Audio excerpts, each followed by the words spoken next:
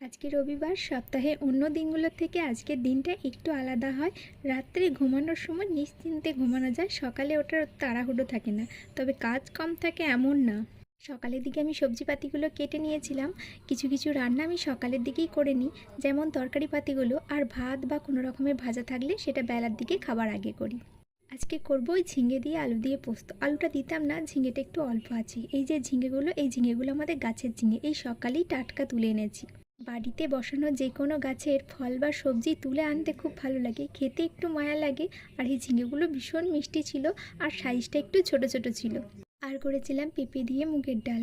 পেঁপেটাও আমাদের গাছের, আমাদের একটা ছোটো পাড়া গাছ ছিল যেটাতে ছোট্ট ছোট্ট দুটোই পেঁপে ধরেছিল, যেটা পড়ে গেছে। ওই দুটো পেঁপের মধ্যে একটা দিয়ে আমি ডাল করেছিলাম। আর করেছিলাম একটু মাংস। মাংসটা আমাদের রবিবার দিন প্রায় হয়ে থাকে, আসলে হয় শনিবার দিন রাত্রে, না হলে রবিবার দিন রাত্রের দিকে। ও কাল নিয়ে এসেছিলো, আমার আর কালকে করতে ভালো লাগেনি গো। আমাদের ঘরে সবাই চিকেনটা খায় না, কিন্তু ও খেতে খুব ভালোবাসে। আর করেছিলাম এই উচ্ছে ভাজা। উচ্ছেগুলো আমি ভাজি না, সবসময় সেদ্ধই করি। কিন্তু এগুলো গাছের উচ্ছে, ভেতরে পোকা আছে, আর সব উচ্ছেগুলো ভালো ছিল না, তাই করেছিলাম। সকালের দিকে তরকারি পাতিগুলো করা থাকলে বেলার দিকে একটু ভাতটা গরম গরম করলে সব কিছু গরম হয়, না হলে তো দুই দিন কি ঠান্ডাই খাওয়া হয়।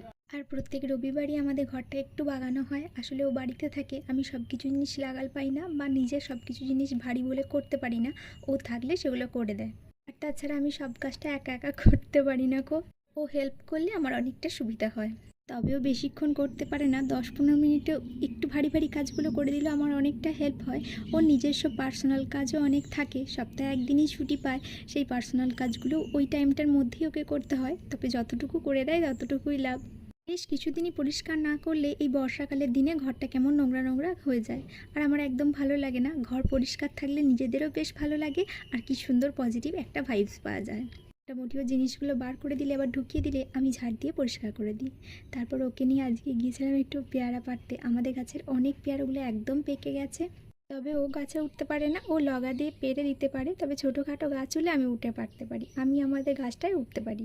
জেনারেলি ও তেমন বাইরের কাজ বা ঘরের কাজ কোনো কাজই করে না, যেটুকু কাজ করে অফিসের কাজ বসে বসেই করে। তাই ও একটুখানি কিছু ভারী কাজ করলে একদম ঘেমে যায়, আর কিছুক্ষণ পরপরই শুতে থাকে।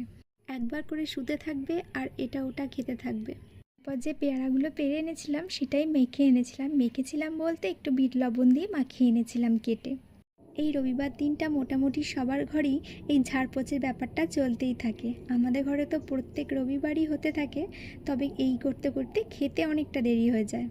জেনারেলি অফিসেও ও সব কাজ কমপ্লিট করে ওই 2:30টার দিক করে খায়। তাই ঘরেতে যে খিদে পায় তেমন না, আমরা সব কাজ কমপ্লিট করে নিজেরা ভালোভাবে ফ্রেশ হয়ে একটু বসে তারপর খেতে বসি। তারপর রোজকার মতন আমরা রবিবার দিন বিকেলে একটু বের হই। আর এই লেন্সটা কেনা বাকি ছিল। আসলে আমি যেই কালারের লেন্সটা পরি সেটা আগের দিন ছিল না, দাদাকে এনে দিতে বলেছিলাম, দাদা এনে দিয়েছিল। সাথে কিছু টুকিটাকি জিনিস কেনার ছিল, সেগুলো কিনে নিয়ে আমরা গিয়েছিলাম এই ওষুধের দোকানটায়। আর এই দোকানটায় ওষুধ প্রায় হাফ দামে পাওয়া যায়, তবে ওষুধের কোয়ালিটি খারাপ নয়, খোঁজ নিয়ে দেখেছি ভীষণ বিশ্বস্ত। তারপরে গিয়েছিলাম মিষ্টির দোকানটায়, এখান থেকে কোল্ড ড্রিঙ্কস, পনির, দই আর মিষ্টি নেবার ছিল, আর একটা করে আইসক্রিম খেয়েছিলাম। এই ওষুধটা আমি এনেছিলাম, এটা একটা আয়ুর্বেদিক ওষুধ। আমার খুব মাথা যন্ত্রণা করে, এটা ইউজ করলে হাতে নিয়ে জাস্ট নাকে শুকলেই মাথাটা ফ্রেশ হয়, রিলিফ লাগে। তারপর সন্ধ্যের দিকে একটু আনারস কেটেছিলাম। এই আনারসটা এত মিষ্টি, আমি এত মিষ্টি আনারস এই প্রথম খেলাম। আর কালারটা কি সুন্দর। ঠিক আছে, সবাই ভালো থেকো, সুস্থ থেকো।